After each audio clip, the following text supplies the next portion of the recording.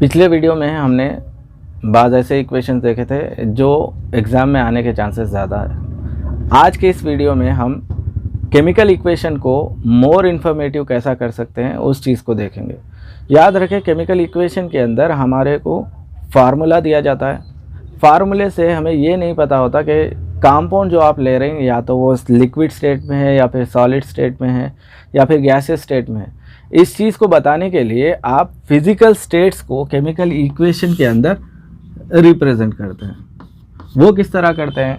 अगर सॉलिड है तो केमिकल इक्वेशन के अंदर केमिकल फार्मूले के बाद सब्सक्रिप्ट के तौर पे इस तरह इसे लिखा जाता है एस।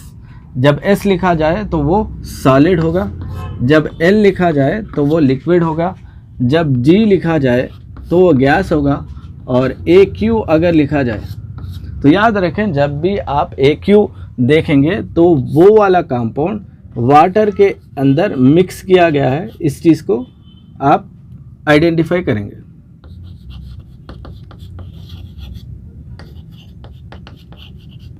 मिक्सड विथ वाटर, अगर किसी भी चीज़ को पानी में घुला के इस्तेमाल करें तो उसे एक्वस कहेंगे।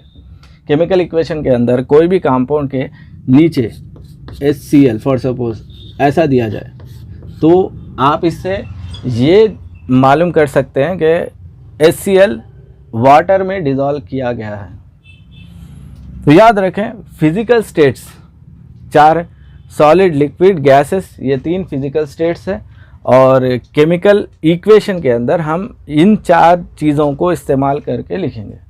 सॉलिड अगर रहा तो नीचे सॉलिड लिखेंगे, लिक्विड अगर रहा तो एल लिखेंगे, गैस अगर रहा तो जी लिखेंगे, और एक्वस अगर रहा कंपाउंड तो आप ए क्यू लिखेंगे। ए क्यू कब आता है? जब भी कोई कंपाउंड पानी में मिक्स करके वो रिएक्शन में इस्तेमाल कर रहे हैं तो आप उस कंपाउंड के नीचे ए क्यू लिखेंगे। केमिकल इक्वेशन को और इन्फॉर्मेटिव करने के लिए आप केमिकल इक्वेशन के अंदर वो रिएक्शन एक्सोथर्मिक है या फिर एंडोथर्मिक है, इस चीज़ का भी इंफॉर्मेशन दे सकते हैं। अगर केमिकल इक्वेशन के बाद प्लस क्यू लिखा हुआ रहा, यानी तो फिर प्लस 273 किलो जूल्स ऐसा अगर लिखा हुआ है तो आप उस चीज़ को क्या बोलेंगे? एक्सोथर्मिक रिएक्शन बोलेंगे। जिस भी रिएक्शन के अंदर प्लस सम वैल्यू अगर लिखी हुई रही तो उसे आप एक्सोथर्मिक रिएक्शन बोलेंगे, और अगर माइनस में कोई वैल्यू लिखी हुई है तो उसे आप बोलें -110 किलो जूल। अगर ऐसा लिखा हुआ है तो आप इस टाइप के रिएक्शन को क्या बोलेंगे? एंडोथर्मिक रिएक्शन बोलेंगे। अब ये एक्सोथर्मिक रिएक्शन क्या है, एंडोथर्मिक रिएक्शन क्या है? याद रखें, किसी भी केमिकल रिएक्शन के अंदर अगर हीट रिलीज हुई तो वो एक्सोथर्मिक रिएक्शन होगा, और हीट अगर अब्जॉर्ब हुई तो एंडोथर्मिक रिएक्शन होगा।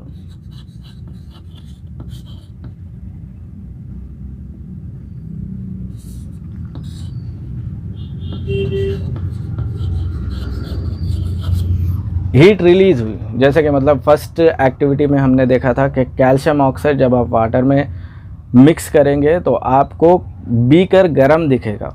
जब आप उस बीकर को टच करेंगे तो आपको बीकर गर्म दिखेगा। उसकी वजह यह है कि वो रिएक्शन एक्सोथर्मिक रिएक्शन है। किसी भी एक्सोथर्मिक रिएक्शन को अगर आप देख लें तो वहाँ पर रिएक्शन होने की वजह से हीट लिबरेट होती है, रिलीज़ होती है, जिससे आप उस रिएक्शन को एक्सोथर्मिक रिएक्शन कहेंगे।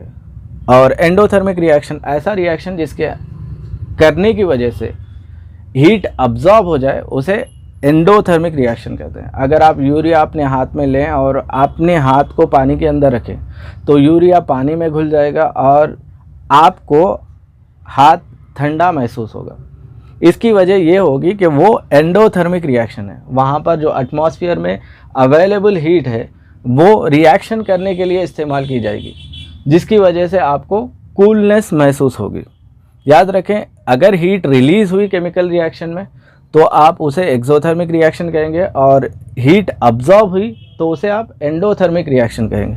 और एंडोथर्मिक रिएक्शन को नेगेटिव साइन से रिप्रेजेंट करेंगे और एक्सोथर्मिक रिएक्शन को पॉजिटिव साइन से रिप्रेजेंट करेंगे। प्लस सम वैल्यू अगर रही तो वो एक्सोथर्मिक रिएक्शन है, माइनस सम वैल्यू रही तो वो एंडोथर्मिक रिएक्शन है। केमिकल रिएक्शन को और इन्फॉर्मेटिव करने के लिए आप गैस लिबरेट, अगर किसी भी केमिकल इक्वेशन में केमिकल रिएक्शन के अंदर गैस अगर लिबरेट हुई तो आप उसे अपवर्ड एरो से रिप्रेजेंट करेंगे। केमिकल इक्वेशन के अंदर अगर अपवर्ड एरो है तो आप इससे ये अंदाज़ा लगा सकते हैं कि वो है गैस। जिसके बाजू भी अपवर्ड एरो आपको दिखे तो वो गैस है और वो लिबरेट होगी और वो अपवर्ड डायरेक्शन में जाएगी। इस चीज़ को गैस एवॉल्व्ड के सिंबल से बता सकते हैं। यहाँ पर जिंक जब HCl से रिएक्ट होगा तो जिंक क्लोराइड आएगा और हाइड्रोजन गैस लिबरेट होगी। ये एक्टिविटी 3 में हमने देखा था। इसके बाद प्रिसिपिटेट फॉर्म्ड। याद रखें, अगर आप पानी के अंदर रेती को खोलें और थोड़ी देर के बाद बाजुक रख दें तो आप देखेंगे कि पानी ऊपर आ जाएगा और रेती नीचे आ जाएगी। जो नीचे डिपॉजिट होती है उसे आप प्रिसिपिटेट कहते हैं। किसी भी केमिकल इक्वेशन में, केमिकल रिएक्शन के अंदर कोई कंपाउंड नीचे जमा हो जाए बीकर के अंदर या कोनिकल फ्लास्क के अंदर तो उसे आप प्रिसिपिटेट कहेंगे। जब आप AgNO3, ये एक्वस सॉल्यूशन है, NaCl ये भी एक्वस सॉल्यूशन है। आपको मालूम है एक्वस यानी कोई भी कंपाउंड जब वाटर से मिक्स किया जाता है तो उसे एक्वस कहते हैं। AgNO3 जब NaCl से रिएक्ट होता है तो आपको सिल्वर क्लोराइड आता है। सिल्वर क्लोराइड सोडियम नाइट्रेट आता है। सिल्वर क्लोराइड जो आया है ये प्रिसिपिटेट के तौर पे बीकर के अंदर नीचे जमा हो जाएगा। याद रखें, केमिकल इक्वेशन को मोर इन्फॉर्मेटिव करने के लिए आप फिजिकल स्टेट भी दे सकते हैं, हीट लिबरेटेड को भी रिप्रेजेंट कर सकते हैं, गैस इवॉल्व्ड को भी रिप्रेजेंट कर सकते हैं और प्रिसिपिटेट फॉर्म को भी रिप्रेजेंट कर सकते हैं। इन 4 चीज़ों के ज़रिए आप केमिकल इक्वेशन को मोर इन्फॉर्मेटिव कर सकते हैं।